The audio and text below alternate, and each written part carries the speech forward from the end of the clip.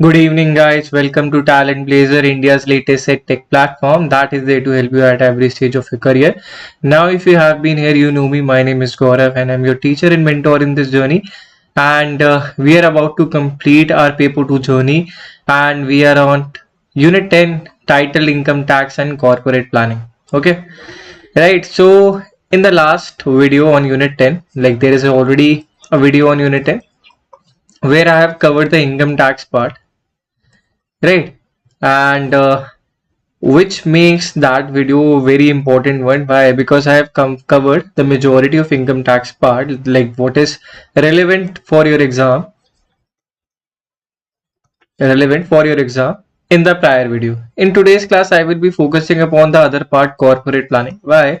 Because at times we don't focus upon the other part, and we focus on what we have studied, we revise that, and we hope that luck favor us and we get question from income tax only.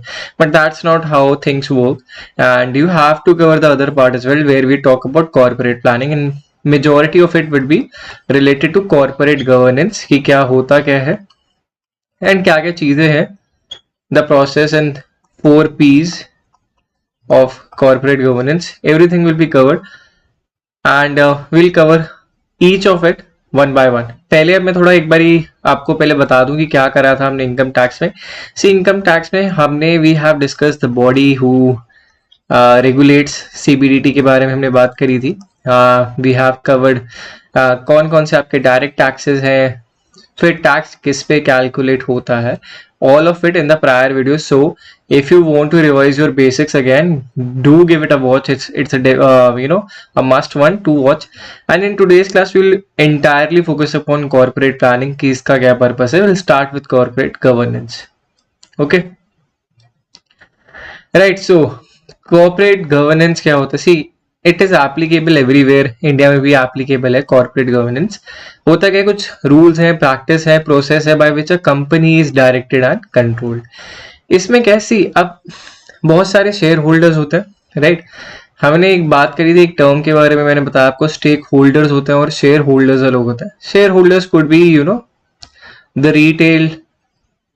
Retail portion, जैसे हम लोग होते हैं retail individuals, the QIBs, qualified institutional buyers and non institutional buyers. So बहुत सारे अलग अलग आपके कैटेगरीज होती है.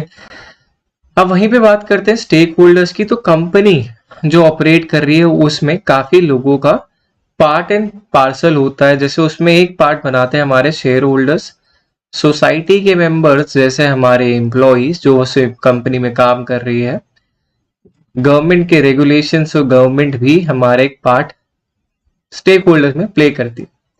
ठीक है, तो कॉर्पोरेट गवर्नेंस की क्यों जरूरत पड़ी? आपने देखा हिस्टोरिकली काफी स्कैम्स हुए हैं बिजनेसेस में, राइट. द मेजॉरिटी बिजनेस, जैसे हम सत्यम स्कैम की बात करते हैं, किंगफिशर, तो ये जो मेजॉरिटी स्कैम्स होते हैं बिजनेसेस में, they were a problem. And corporate governance इसलिए ही लेके आए हैं, जिससे क्या होगा, एक रूल बनाए, कुछ प्रैक्टिसेस रखें, कुछ प्रोसेसेस हो, जिससे कंपनी को डायरेक्ट करा जाए, कंट्रोल करा जाए. ठीक है, इसमें क्या है, आपका इंटरेस्ट बैलेंस करना है of various stake holders such as share holders, management, customers, suppliers, financiers जो हमारे क्रेडिटर्स हो गए, गवर्नमेंट एंड द कम्युनिटी जो सोसाइटी हो गई. ठीक है, अब सी क्यों है ये सब? जैसे मैंने बताया कि हिस्टोरिकली काफी मेजर स्कैम्स हुए हैं, उसकी वजह से कॉर्पोरेट गवर्नेंस इन रूल आया, इन प्ले आया, जिससे हमारे यहाँ पे जो ये सारे स्टेक होल्डर्स हैं, शेयर होल्डर्स हो गए, कस्टमर्स हो गए, जो कम्युनिटी है, इनका हार्म ना हो. राइट, कुछ इंडिविजुअल्स होते हैं, दे थिंक अबाउट देमसेल्फ, जो काफी सेल्फिश हो जाते हैं, सेल्फ ओरिएंटेड हो जाते हैं.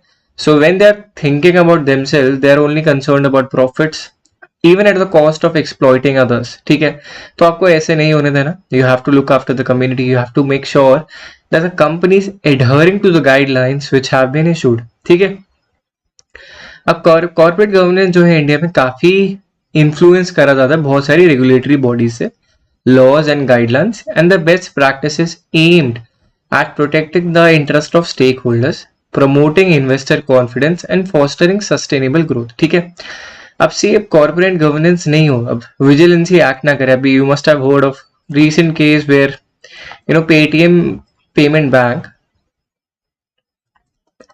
has been actually called off।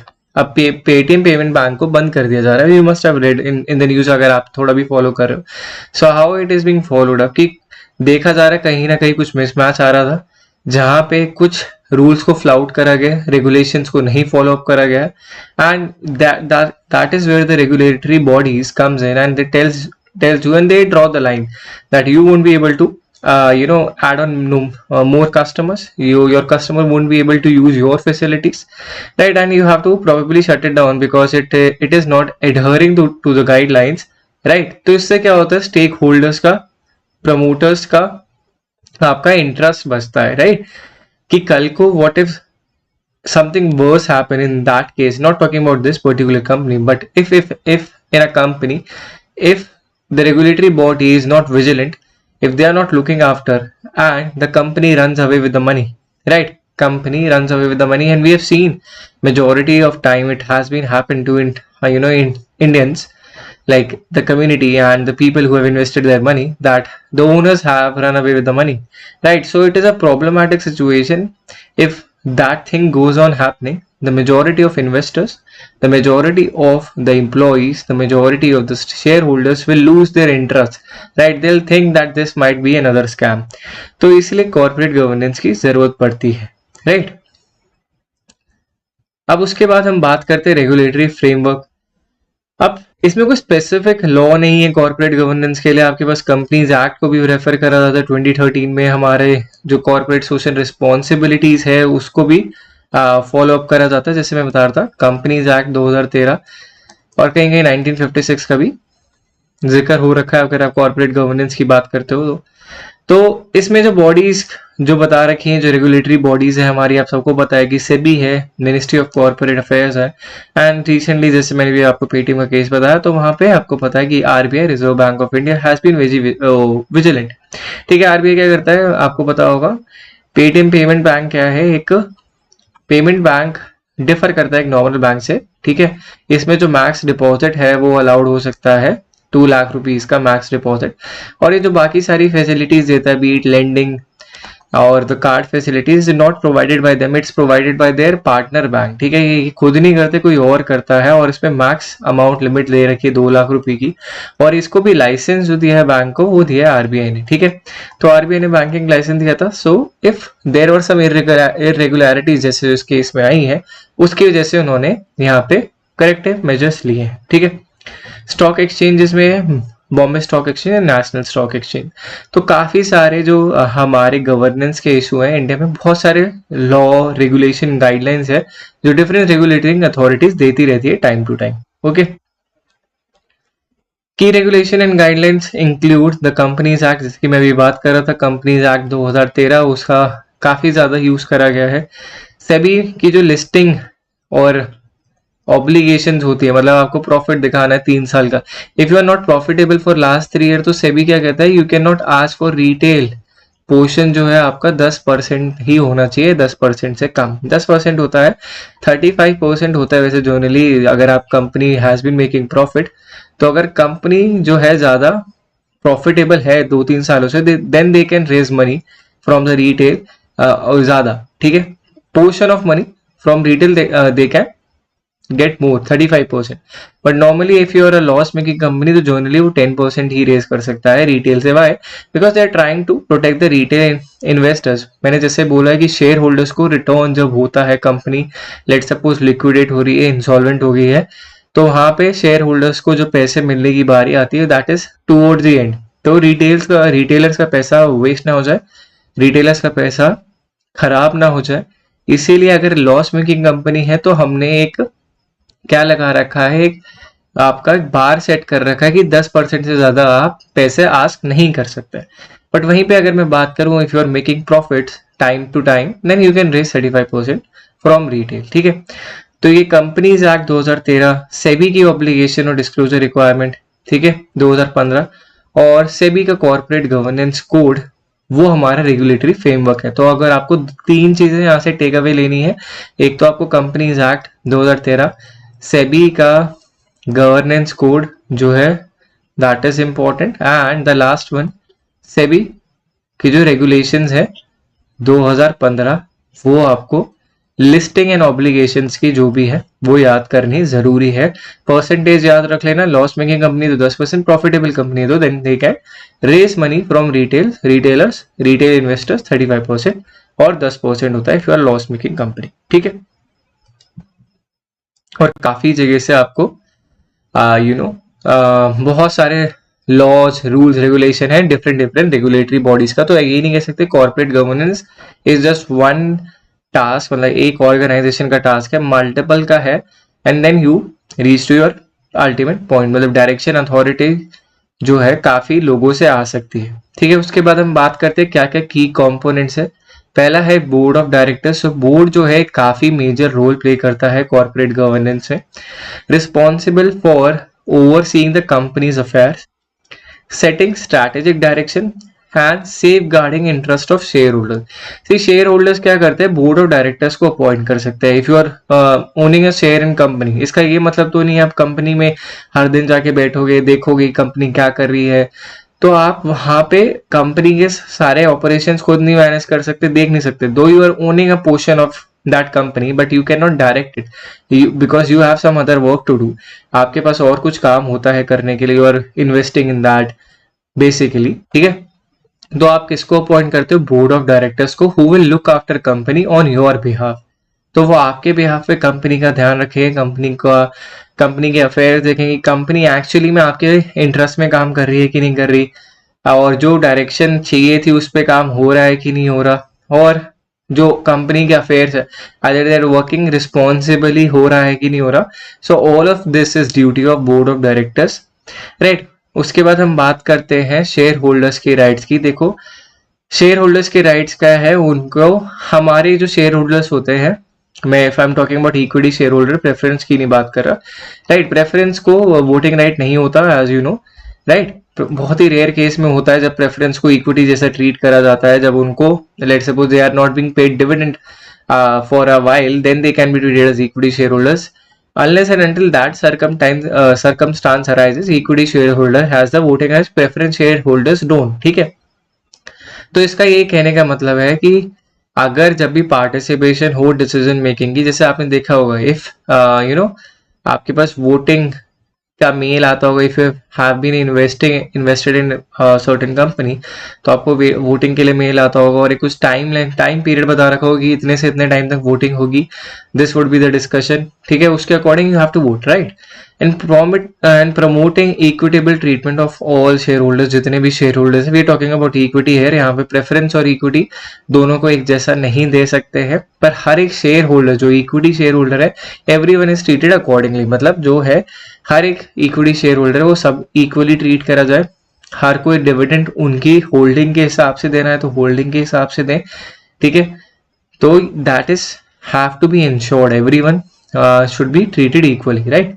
उसके बाद हम बात करते हैं डिस्क्लोजर एंड ट्रांसपेरेंसी। हमने एक क्वेश्चन भी पढ़ा था कॉर्पोरेट गवर्नेंस का रिलेटेड, राइट, जहां पे हमने डिस्क्लोजर एंड ट्रांसपेरेंसी पे बात करी थी कि ये बहुत इंपॉर्टेंट पार्ट होता है कॉर्पोरेट गवर्नेंस का, वेर यू डिस्क्लोज जितने भी आपके टाइमली डिसीजंस है, फाइनेंशियल डिसीजंस है, और non financial information to share holders, ठीक है, and other stake holders to enable inform decision making. जिससे आप क्या करोगे, टाइमली डिसीजंस के लिए उनको एक इंफॉर्मेशन मिल जाएगी that the company is headed into this direction, whether we should support that, whether we should be continuing with this company, whether it is a good idea और not, that is all should be needed. मतलब ऐसी वो shady practices नहीं होनी चाहिए है।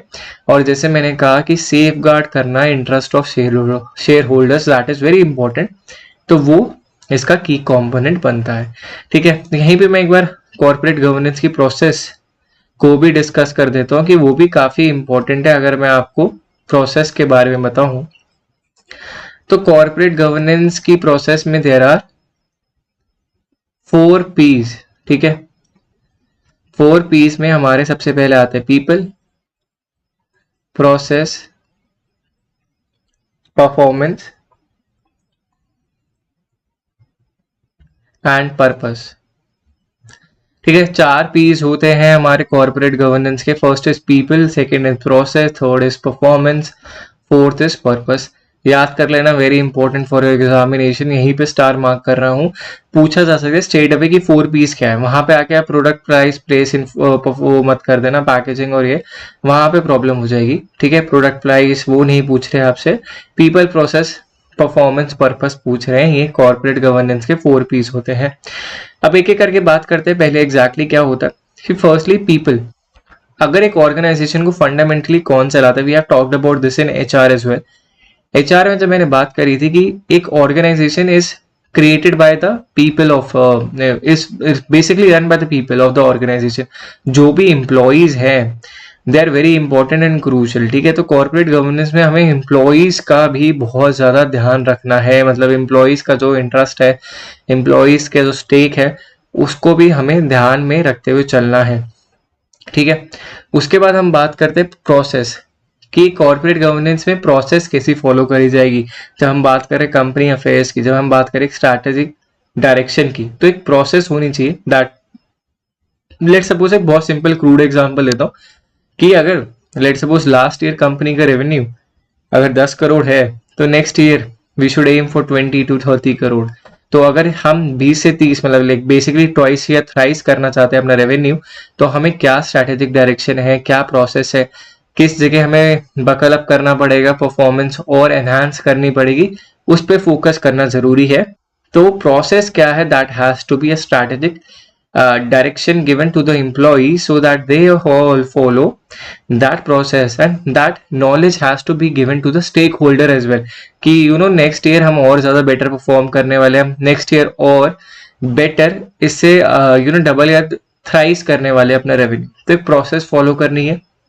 फिर उसके बाद एक परफॉर्मेंस कि आप परफॉर्म कैसे करोगे। ये सारी चीज आपने प्रोसेस तो डिफाइन कर दिया, परफॉर्मेंस कैसे करनी है। परफॉर्मेंस में हमें ये इंश्योर करना है कि आप सेफ गार्ड जरूर कर रहे हो इंटरेस्ट ऑफ शेयर होल्डर्स की। ठीक है, तो हमें हर एक जो कॉर्पोरेट गवर्नेंस की बात कर रहे हैं, तो performance, share holder right, disclosure, transparency, everything कि हम अगर परफॉर्मेंस में अगर डेट ले रहे हैं तो डेट कहाँ से ले रहे हैं, डेट कितना % पे उठा रहे हैं। So every disclosure has to be made accordingly. तो परफॉर्मेंस की बात पे we have to be very clear and specific कि हम एग्जैक्टली कहाँ से in case of debt raise कर रहे हैं तो डेट कहाँ से रेस कर रहे हैं। Everything has to be very transparent. ठीक है, फिर एक पर्पस, एक गोल होना चाहिए जिसमें हम सब जो सारे एम्प्लॉइज हैं, जो सारे स्टेक होल्डर्स हैं, वो अलाइंड हो।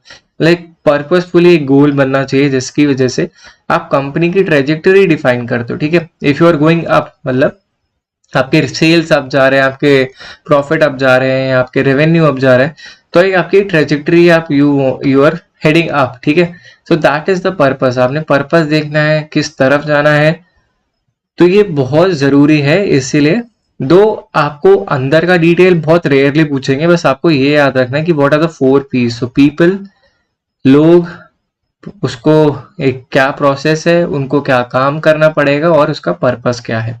तो ये आपके 4 जो है हमारे 4 पीस जो है काफी इंपॉर्टेंट बन जाते हैं कॉर्पोरेट गवर्नेंस की प्रोसेस के लिए।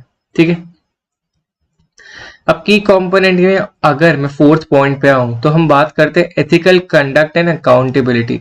सी, हमें एथिकल बिहेवियर के बारे में बात करनी है, हमने इंटेग्रिटी के बारे में बात करनी है, accountability among management and employees. ठीक है, अगर हम एथिकली बिहेवियर की बात नहीं करेंगे, we shouldn't be entering into a zone और territory where we are basically using unethical methods to grow or basically harming the competition, right? That is not the thing. हमें ethically behave करना है। We have our own growth journey that has to be followed. ठीक है, ऐसा नहीं कि unethical काम कर रहे हैं, we are getting ahead of the competition, there is toxicity in the environment of the workplace, employees are not happy but still they are working। तो एक ethical behavior follow करना है, integrity होनी चाहिए, और एक अकाउंटेबिलिटी होनी जरूरी है। See why, because if you are not able to perform, if you are not performing to the standards which have been set by the organization, तो वहां पे अगर आप बुरी परफॉर्मेंस कर रहे हो तो उसका आपको नुकसान भी भरना पड़ेगा। ठीक है, जिसकी वजह से once you are held accountable, then you will be more on your toes that I have to get the work done in a way which actually helps the organization, which is desired by the organization among management and employees, and establishing mechanism for effective oversight and accountability.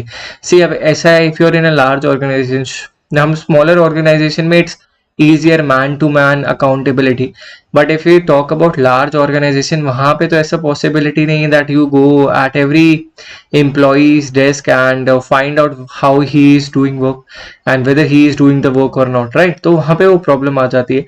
तो एक effective oversight बनाना ज़रूरी है. You deploy team managers, team lead, and they will basically report you whether who is working, who is not, what corrective actions can be taken. बहुत सारी चीज़ें हैं, तो इन सबको करना बहुत ज़रूरी है. So all of that it's a part of हमारा कॉर्पोरेट गवर्नेंस. ठीक है, उसके बाद हम बात करते हैं risk management and internal control. देखो, रिस्क भी बहुत बहुत ऑर्गेनाइजेशन है जो they don't think about what is ahead, what is next, and there is no contingency plan. ठीक है, कंटिंजेंसी प्लान क्या है? See, some things are uninvited, you never know things just don't work, right? Agar if you get a notice from one of the authorities, one of the regulatory bodies that you have to stop this someday, you have to stop enrolling more customers, which just happened with Paytm. So you have to have a contingency plan. तो अगर इन्हीं के example में हम contingency plan के बारे में बात करें, so what they did is basically they tie up with banks. ठीक है, टाई अप विद बैंक्स अगर आपने देखा होगा, they tied up with Axis and now Yes Bank. So इसमें क्या कर रहे हैं टाई अप के साथ? Why? Because means they have been given the notice that they can not continue on their payment banks. They have to tie up with their with the new banks so that they can continue their operation, so that customers of Paytm don't face any hassle. तो उसकी वजह से उन्हें tie up करना पड़ेगा, तो contingency plan बनाना पड़ता है. What if something you cannot be dependent on one thing alone. ठीक है, एक major चीज पे सब dependent नहीं हो सकता. अगर एक major चीज पे dependent रहेगा, if that fails, your chances that your company will fail. ठीक है, तो हमारे कंटिजेंसी प्लान जरूरी होना चाहिए, रिस्क मैनेजमेंट फ्रेमवर्क होना चाहिए, कंट्रोल इंटरनल्स, उसके बाद compliance mechanism to identify, assess and mitigate risk effectively. तो एक कंप्लायंस टीम होती है जिससे वो देखती है कि हाँ exactly whether we can enter into this venture और नॉट. ठीक है, अब लेट सपोज कोई नई चीज है, कोई नया कंपनी ऑर्गेनाइजेशन है, so they want to expand their horizon, they want to enter into new business. so compliance से बात करेंगे. लेट सपोज अगर हम पेटीएम की ही बात करें, थोड़ा इसके बारे में मैं इसलिए बात करूँ, थोड़ा एक कॉन्टिन्यूस एग्जांपल बन जाता है इसको याद करने में. सो पेटीएम इंश्योरेंस बिजनेस में एंटर करना चाहता है, तो अगर उसको करना है तो कंप्लायंस लेना पड़ेगा insurance regulatory development authority of India, IRDAI से. ठीक है, तो कंप्लायंस मैकेनिज्म है, तो कंप्लाई करना पड़ेगा. जो भी रूल्स सेट ऑफ रेगुलेशंस है जो IRDAI ने दे रखे हैं, हर को एक बार एसेस करना है, उसको सेटअप करना है, और उनकी क्या क्या आस्क है उसको फॉलो अप करना है, तब जाके you will be given the licence to put up insurance buying and selling on your platform. ठीक है, तो उसके बिना आप नहीं कर सकते हो. तो सब की सब एक रिस्क असेसमेंट, एक internal control, all of that has to be done through your risk management and internal control team. तो कंप्लायंस मैकेनिज्म भी होना चाहिए. ठीक है, उसके बाद करते हैं audit and compliance, ensuring independent and effective audit processes. से हमारे जब भी हमने देखा है जो मेजॉरिटी स्कैम्स हुए हैं, वहाँ पे इंटरनल ऑडिट का कुछ, हम हमेशा बोलते हैं इंटरनल ऑडिट टीम ने क्लियर चेक दे दिया, उनको जाने दिया. तो एक्सटर्नल ऑडिट टीम जो होती है उनके ऊपर काफी ज्यादा प्रेशर बनता है, right? Because internal audit is someone जो वहीं पे कंपनी ने हायर करी है, उनको बोला है but you have to get this through और गेट दिस डन. तो अगर आप फेक फिगर्स दोगे, फेक नंबर्स रिपोर्ट करोगे, और काफी ज्यादा हाई नंबर्स की होती है, once the numbers are out in the market, so the investor, the majority of investors make decision on that. so उनकी वजह से वो जो डिसीजन बनाते हैं, तो डिसीजंस उन नंबर्स के बेस पे होता है. अब वो numbers can be manipulated, can be fake, और वो अगर numbers does not stand true तो उसकी वजह से लॉस होता है. तो अगर हम, आपको याद होगा, अगर if you have heard about, मैं एक जरा एक सेकेंड लेता हूँ सत्यम स्कैम के बारे में. सो इनके जो नंबर्स है, अकाउंटिंग नंबर्स बैलेंस शीट में, देवर एक्स्ट्रापोलेटेड. तो इतने ज़्यादा जो अकाउंटिंग नंबर्स है वो इतने ज़्यादा बढ़ा चढ़ा के रखे थे. People use to think that this is going to be the next big thing. Satyam computers की हम बात कर रहे हैं, बहुत बड़ी कंपनी बन जाएगी. देवर अर्निंग ट्रेमेंडसली, इन्वेस्टर का बहुत पैसा आ रहा था. But turns out it was fake. Ultimately they caught in the act. ठीक है. और आज के टाइम पे Mahindra Tech actually bought it. I hope you guys know it कि महिंद्रा टेक ने बाय करा था सत्यम कंप्यूटर्स को, और that is how all the assets are being hand over, और वो उस पर वही काम कर रहे हैं. राइट. तो एक इंडिपेंडेंट और इफेक्टिव ऑडिट प्रोसेस होनी चाहिए जिसमें इंटरनल ऑडिट हो, एक्सटर्नल ऑडिट हो और कंप्लायंस ऑडिट हो, to provide assurance on financial reporting and regulatory compliance. जो रेगुलेटरी कंप्लायंस है वो सही से फॉलो हो रही है कि नहीं हो रही है. जैसे आरबीआई ने रूल निकाल दिया, आपने रूल फॉलो ही नहीं कर रहे हो, तो वो तो आपका अपना खुद का कॉल होगा. बट अगर आप वो खुद से, if you are trying to bend the rules, mould the rules, तो उसकी वजह से you have to pay the repercussion as well. ठीक है. तो हमारे ऑडिट एंड कंप्लायंस का भी बहुत मेजर पार्ट होता है to ensure that all of the people जो है उसमें इन्वॉल्व, दे आर सेफ. ठीक है.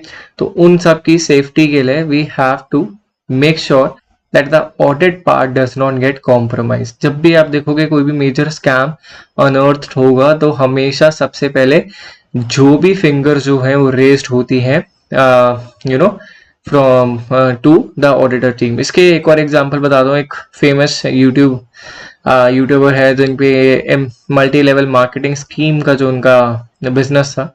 राइट.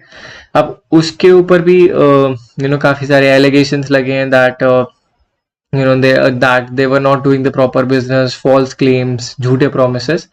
Right. तो उनका audit, like the YouTuber has claimed that the audit has been conducted by EY Big Four.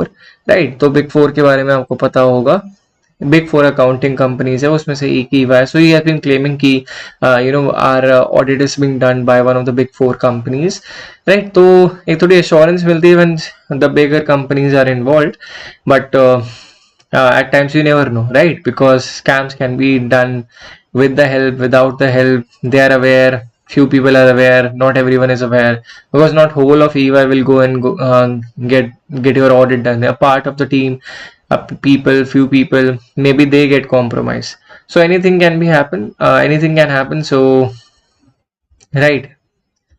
अब बात करते हैं बोर्ड स्ट्रक्चर और कॉम्पोजिशन कॉर्पोरेट गवर्नेंस के अंदर. तो कंपनीज एक्ट 2013 में कुछ सर्टेन रिक्वायरमेंट्स जो है उसको हमारे उसके बारे में बात करनी है, मतलब regarding the composition. And composition parts is very important for you guys to no.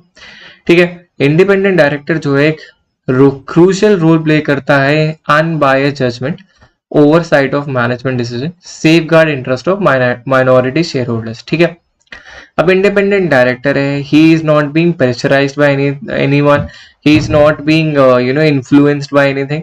he can give you an unbiased judgment that whatever I am doing is from my own perspective. I'm not being influenced by anything, and whatever I say is whatever I feel regarding this company. ठीक है. तो oversight हो management decision का, safe guard करना हो interest of minority share holders का, तो independent director वहां पे एक मेजर रोल प्ले कर सकते हैं. अब बोर्ड्स पे कुछ एक्सपेक्टेड होता है क्या? एक mix of skills, expertise, diversity and independence to facilitate effective decision making and strategic oversight. If you don't have the skills, you don't have the expertise, then the company won't be headed into the right direction that it should be, right? तो एक company के जो board of directors है उनके पास skills जो है, expertise जो है, डाइवर्सिटी है, मतलब एक डाइवर्स ग्रुप से होना चाहिए. अब डाइवर्स ग्रुप से आप कह सकते हो having from different genders, people from different genders. Independent होना बहुत जरूरी है. अगर इफ यू आर इन्फ्लुएंस्ड और जिसमें हमने बात करी है कोअर्जन जो होता है, अगर आपको फोर्स करा जा रहा है, कोअर्स करा जा रहा है to make such calls, to make big calls, तो वहां पे प्रॉब्लम होती है और उसकी वजह से आप इफेक्टिव डिसीजन नहीं ले पाते हो और उन सबको वो सारी प्रॉब्लम्स ना अराइज हो, इसीलिए हमने बात करी है where the boards should have a mix of skills, expertise, diversity, and independence to facilitate effective decision and strategic oversight. Right?